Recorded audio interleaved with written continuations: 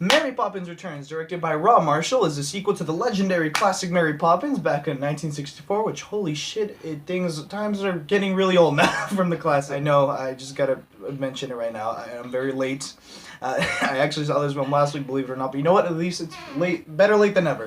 Because how it goes, yeah, starring big stars like Emily Blunt playing the big role herself, Dick Van Dyke, Meryl friggin' Streep, and Lin-Manuel Miranda, which I actually said it right for once.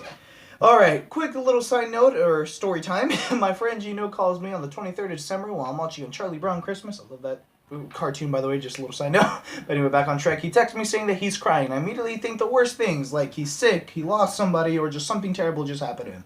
And he's literally just calling me about how he's freaking out over how amazing Mary Poppins Returns was. He exaggerates a bit, but hey, it was a big sell, and it got me interested to go see with him last week. And here's what I think about the movie. I really now honestly do wish I did not do that top 10 list, or at least waited a little longer, because especially with the next film I'll be talking about, involving a man who has spider-like abilities, I think I just give it away right there, this was probably, without a doubt, would have easily gotten at least one of the films that I put in the top 10 out of there and easily replaced it, because this, without a doubt, was one of my favorite films of the year. I would even dare say in my top 5.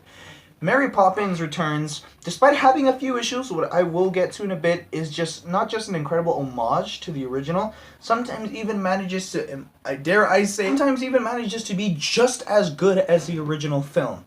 Though, real quick, though, before I start praising the hell out of everything, because there's a lot to praise, I will still mention a little bit of the flaws. Ironically, talking about one of the stars that I mentioned earlier, Meryl Streep was probably one of the most disappointing parts of the films.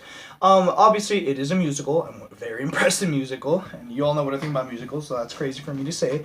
She probably, ironically, had the very most disappointing role out of everything. It wasn't bad, it was nothing terrible, but with all the stuff I'm going to be talking about later in this review of how amazing the film and the crazy, beautiful visuals and amazing dance routines, and just the incredible fun that they had with the direction and style that they went with it, hers was almost the most very forgettable, and it's just not the most interesting.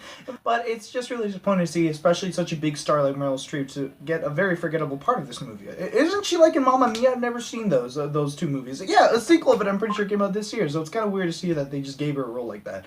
Another part is, I will admit, the storytelling, despite it sometimes being very impressive and a great amount of use of characters that they had, definitely, especially in the beginning of the story, was almost very cliche and almost, it's like the movie I reviewed earlier this year, Christopher Robin. It's like Christopher Robin and Mary Poppins Returns almost copied each other off the plots they were going for. They both involve money. They both involve them being stressed out with something involved with money and work in those time periods where they're at. They're both in almost like a 1930s and 40s lifestyle, and them both involve the family trying to still find hope and joy in times of struggle. They almost copied each other too much, and it just seemed almost a little too cliche from the start.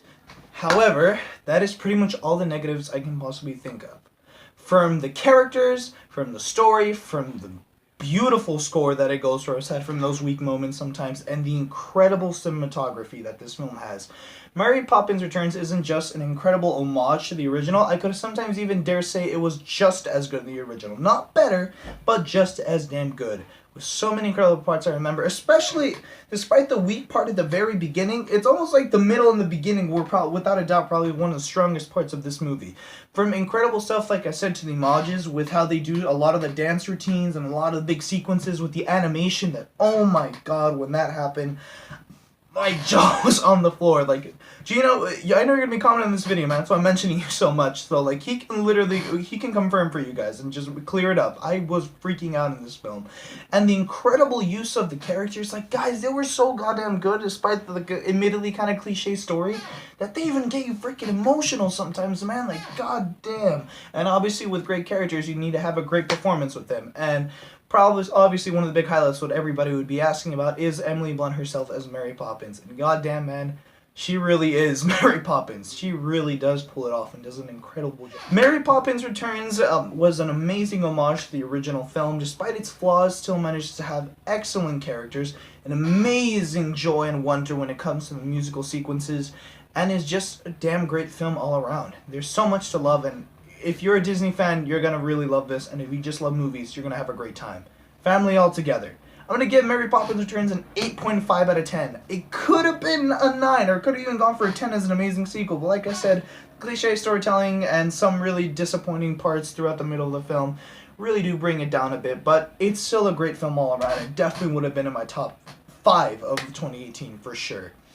Well, guys, that's Mary Poppins Returns. I know this is coming out very late, but you know what? Better late than never. And I'm still really always happy to talk about films. I was just watching this whole weekend with my family, like a crap ton of classics, and also some new films, like Mission Impossible Fallout again. I love that movie so much. That I don't regret putting in my top 5. But anyway, guys, my next review coming, like I said, involves a man with spider-like ability, so I can't wait to talk about that one because I have a lot to say about that one. Anyway, hope you all enjoyed the video. Have a fantastic day or night whenever I'm recording this, and yeah. I'm just going to say have a great night this time.